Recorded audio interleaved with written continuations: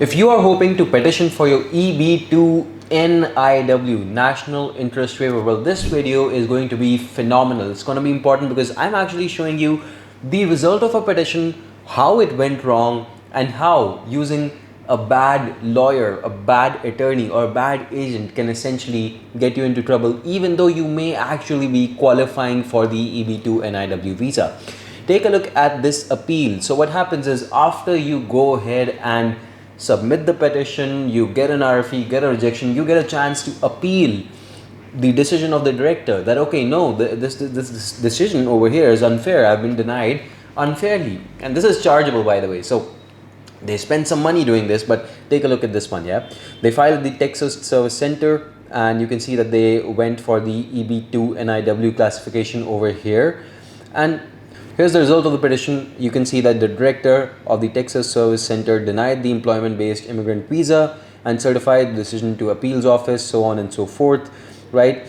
So who are we talking about? Well, the petitioner is a professor in the histology and cell biology division of the Department of Anatomical Sciences at a particular university, all right? And the petitioner asserts that an exemption from the requirement of a job offer and thus the labor certification is in the national interest of the United States. That's basically the whole concept of the NIW, that I am doing some work that is important to the US economically or for some other reason, and that's why US should waive off the job offer requirement for me particularly and give me the EB2 NIW approval. So here's how it works. Yeah, well, the director found that the petitioner had not established that a waiver of job offer requirement and thus a labor certification is in the national interest. So that's where the petition actually failed, and I think if you go deeper into this you will realize why. So why did the petitioner fail to show national interest, and what kind of documentation could have been used? Let's review that, right?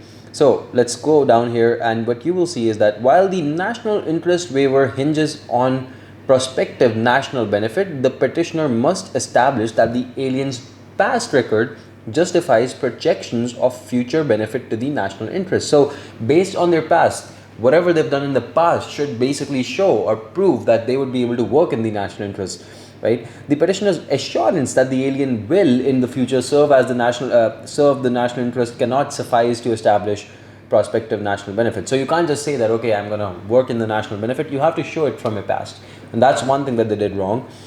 Let's take a look at the next one. So they say that the regulation CFR 204K2 defines exceptional ability as so and so forth.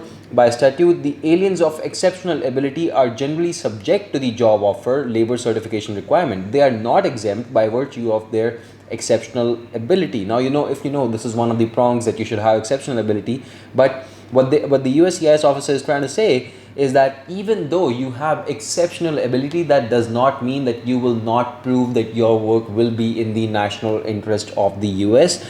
And well, whatever proof you've sent as a part of that prong essentially of the national interest, well, that one is not good enough. So focusing on you having exceptional ability does not allow you to waive off the job offer requirement essentially over here. So again, let's continue over here. So here's what the petitioner submitted. If you look at it, the petitioner is currently a professor in this department, and they're currently focusing on an evaluation of animal systems. Academically and professionally, the petitioner has contributed to the training and development of several generations of medical, nursing, dental, and medicinal rehabilitation students from Nigeria, Grenada, USA, Canada, and several other countries. So they're making a lot of claims over here. They're saying that all these things have happened. Now, this is from one of the recommendation letters, I assume, right? Not only is the petitioner's field of employment in the national interest, but he, in particular, to a greater extent than few US workers who have background in both mechanical engineering, plays a significant role in the furtherance of his field. So they're basically making a lot of claims over here, and that's where the director's response comes in, and they say the record lacks evidence to corroborate many of the above claims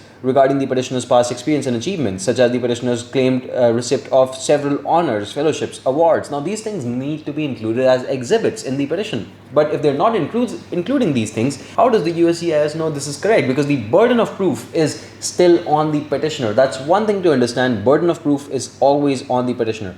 Going on record without supporting documentary evidence is not sufficient for purposes of meeting the burden of proof in these proceedings, and hence they are not accepting any of this claim that basically is being made about the petitioner over here. That's why they're not able to show national interest essentially. Again, they try again. They say, regarding the assertion that the petitioner possesses a degree of expertise significantly above ordinarily accounted in the field, the quoted phrase is a close match for the regulatory definition of exceptional ability. Fine, we give it. You have the exceptional ability. Got it. No problem. But by statute, aliens of exceptional ability in the sciences, the arts, business remain subject to the job offer requirement. So the employer is not petitioning for them. That's why they went with the EB2 NIW, but they're not able to show why they are working in the national interest, right? So again, one more thing, important thing over here is that the introductory letter stated the petitioner may not seek classification under 203(b)(2) of the Act through a sponsor for additional reasons. First, and these are the other reasons that they're saying they're not going with an employer. First is the inability to articulate requisite skills in labor certificate is because the petitioner's work requires a combination of formal education and practical experience in both biomedicine, neuroscience, and animal care. Such a combination of qualifications cannot be articulated in the labor certification.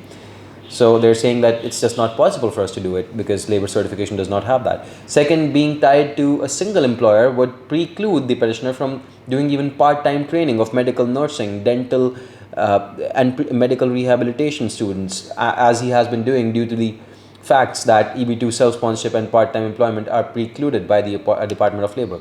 Okay, so they say that these are the additional two reasons as to why we are not going with petitioning through an employer. We're doing self-petition for these two reasons as well. And then they say, USCIS says, the petitioner cited no statutes or regulations to support or explain the above assertions regarding the Department of Labor policy. Regarding the assertion that employment for a single employer would preclude the training of students, the petitioner claims to be a professor at a medical school.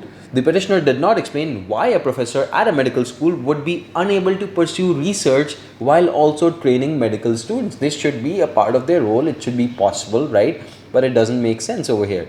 So the petitioner also did not establish which, if any, of his past achievements took place outside of his employment or with multiple employers simultaneously. So all those things are missing. So how do we know that this is something that is basically causing a problem towards basically showing an employer, right? And the second thing they say is, furthermore, the claimed unavailability of labor certification is not by itself grounds for approving the waiver. So just because you say that the waiver does not apply to you because the labor certification does not have any other people in this melange or mix of fields, essentially that's not good enough. The statutory threshold for the waiver is the national interest, not the alien's inability or unwillingness to pursue labor certification through a petitioning employer. You can see that the attorney really didn't know what they were doing, or this person just filed it on their own. But these kinds of issues can only happen in the hands of an inexperienced attorney working with an agent that doesn't know what's going on. Take a look at the next one. A printout from Google Scholar search engine identified 14 published articles by the petitioner and indicated that 10 of the articles had a total of 87 citations. 8 of the 10 cited articles appeared between 2002 and 2007, and they are petitioning around 2013. With respect to the more recent work, an article from 2009 showed 4 citations and an article from 2011 showed 1 citation. The petitioner submitted copies of some of these citing articles. So as you can understand, at this point, it is visible that if you submit your Google Scholar, you submit your research, you want to show whatever happened hopefully in the last 5 years, you probably want to focus on that more than you focus on anything else. And that's also why many times people come to me and they say, what, my profile is already built, and I tell them, look man, this is a bit old, it might not be considered, it may not be the best idea to petition with this, and they're usually in a fix, they're not sure whether it's correct or not. Well, this is proof right over here, as you can see, that you need to submit more recent paper citations, whatever you're submitting, essentially whatever achievements you submit, right? Anyway, again, it's again talking about how they've not submitted national interest. Their citations have been essentially, from the old years. There were no recent citations after 2011, which points to a lack of use and not a continuation of the self-petitioner's influence on the others in the field. So basically, their work is no longer as important. That's what they're saying, right? Again, the director also stated the self-petitioner also did not declare any proposed employment, nor did he submit any letter of interest in regard to the future work.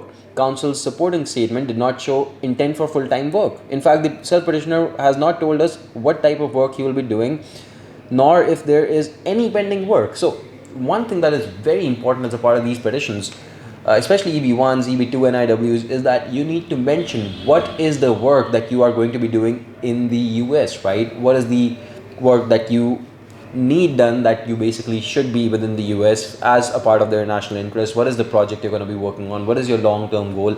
None of that work is mentioned over here. So again, rookie mistake if you're using a proper attorney, or if you're using an agent. Even we do 22 petitions with our attorney essentially per month for you guys. I'm sure some of you guys are already working with us, you know this, but these kinds of mistakes, they should not happen, right? That's beyond, I think, even the starting point essentially. Anyway, so basically again they keep talking about citations. After that, they talk about the denial notice, that there was no evidence submitted to support the conclusion that the petitioner's research had been influential, so on and so forth. Then they talk about this over here. The petitioner submitted some information. The petitioner was invited by so and so, where he conducted research from July this to this 2013. The petitioner was nominated by the co-chair to develop this and do that. So this is as a response to the RFE. They submitted this. Once they got an RFE, they submitted this information. This was not submitted earlier. Now, here's the tricky part, okay? As shown above, the brief contains a series of specific claims of a fact. Some of these claims are unsupported and therefore cannot meet the petitioner's burden of proof. So number one is that. Secondly, the petitioner submits copies of flyers of two events that both occurred after filing the petition. One flyer promoted a blank 2013 seminar at blank, at which the petitioner spoke, and the other identified the petitioner as a resource person at blank workshop on animal testing, all of this essentially. Now, here's the important part. An applicant or petitioner must establish that he or she is eligible for the requested benefit at the time of filing the benefit request. So, just because you did certain things when you were getting the RFE, and now because you want to use them after the RFE is there, you can't suddenly add more to your profile at that time. This is one of the most common questions I get is, what if I keep on building up my profile? But yes, in certain cases it may be considered, but in most cases director might just come out and say, that's not good enough because at the time of filing you did not have it on your profile, you did not submit this information either. And that's also one big reason why you need to start building it in advance and then file once your profile is ready. Yes, in certain cases I would also recommend to continue building up the profile, but in most cases that is because if you get a rejection, then we can re-petition with the updated information without actually waiting for building up the profile again. So that's one thing you need to again be aware of, and that's pretty much it. If you review more or less at the end of the day, they say everything is correct. The director submitted correct decision and gave the correct review, and the petition is denied at the end of the day. That's how you know that this is the example of a really bad, this is one of the worst ones I found online, but I wanted to go over it and show you essentially how people are making mistakes and how they're getting their EB2 NIWs rejected. And I hope you don't. But if you want to petition properly and you want to make sure your profile is right, everything's looking good, by the way, you can go on to YMGrad.com, find my chat box over there, send me your resume, chat with me. I'm happy to connect. I'll be happy to look into your case and let you know if you're already qualifying or not. Let me give you a free eligibility check. No problem. I don't mind. Also, you can subscribe to the channel, share this with the people who need to know. And of course, you can connect me on Instagram as well. For now, thank you so much for watching. Sign up on YMGrad.com, get a free guide on EB1, EB2, all of these visas so that you know what you're doing is right. And I hope to see you in the next one. Goodbye and take care.